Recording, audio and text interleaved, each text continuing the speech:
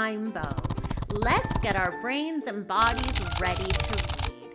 Do you love letters? Yes, I do too. Do you want to know something neat about letters? Every letter has a big letter and a small letter. Do you want to meet a letter today? Yes? Okay, let's meet the letter D. These words start with D. Donuts, dancing dog. Donuts, dancing dog. I'll start with D. Great job! Would you like to draw the letter D with me? Yes? Okay. Which one would you like to draw first? The big D or the little d? Okay, let's draw the big D first.